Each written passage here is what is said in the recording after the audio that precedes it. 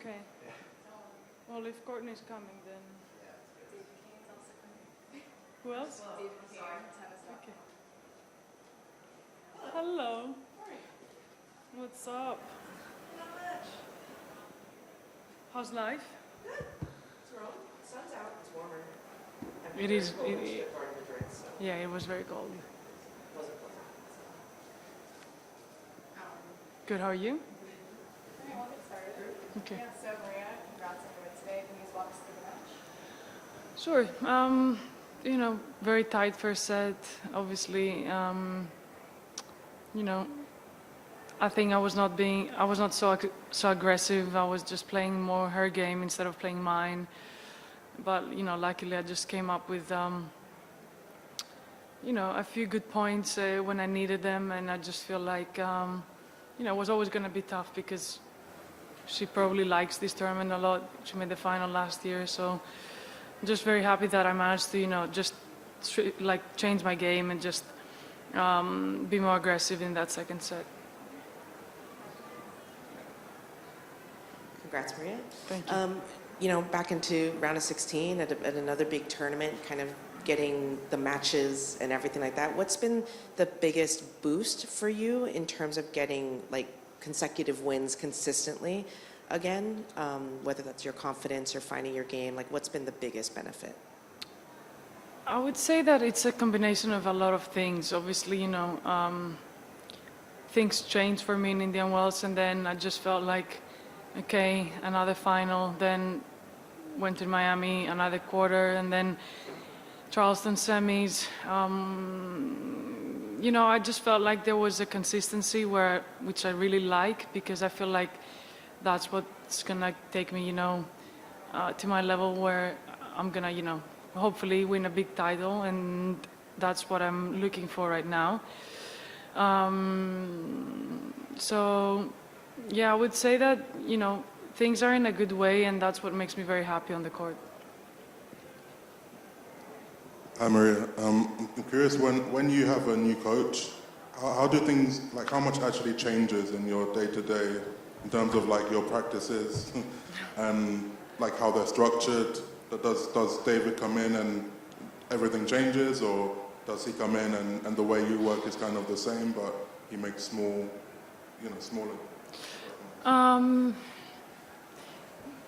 I don't know, because my transition was very smooth, so that was a very good thing.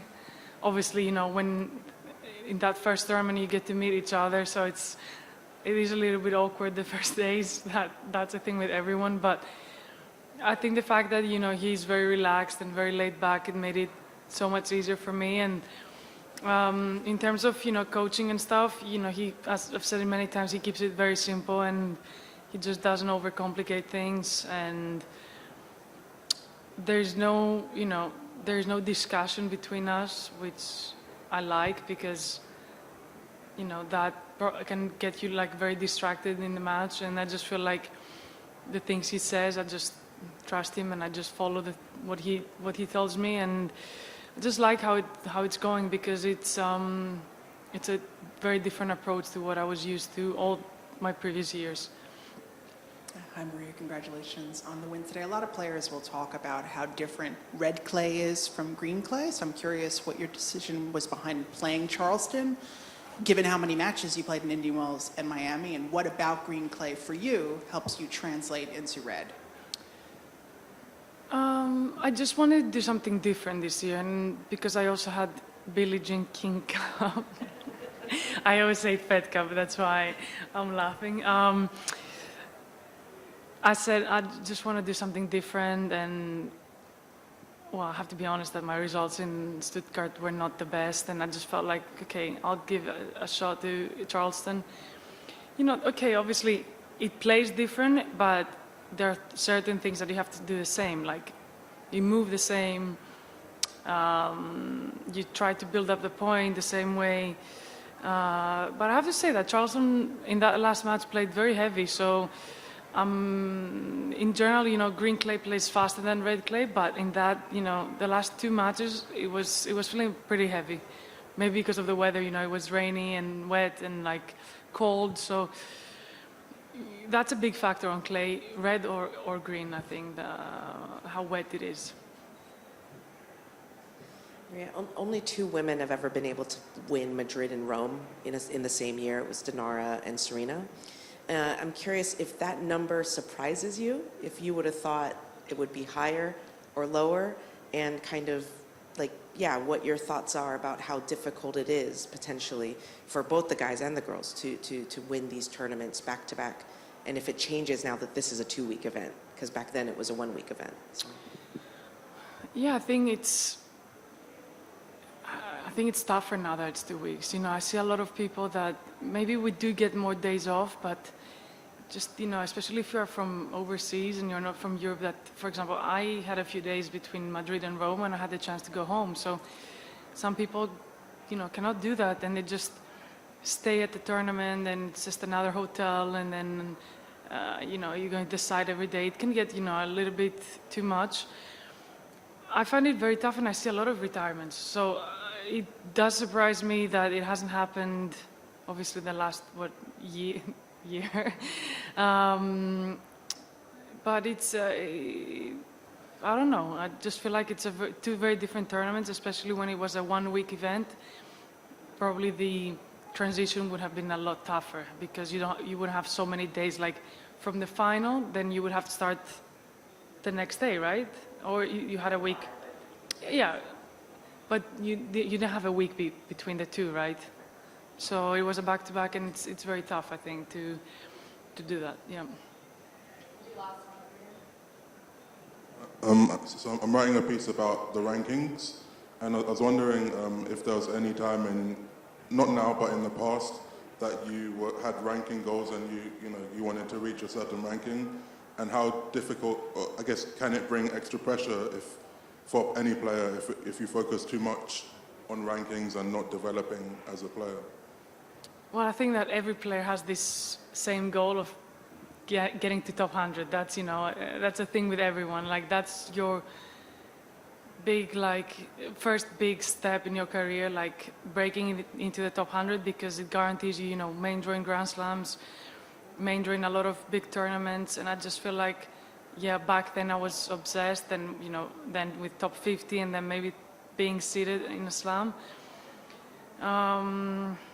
I have to say that when I was, like, after the US Open in 2021, I was 12, I think, and playing Ostrava got me to top 10, but I wasn't so obsessed about, you know, oh my God, because I didn't even know that Kvitova had to lose for me to beat it, and I was like, just at the lobby of the hotel, and Tom back then was like, okay, congrats, you're top 10. I was like, what, like how? Like, I had no clue.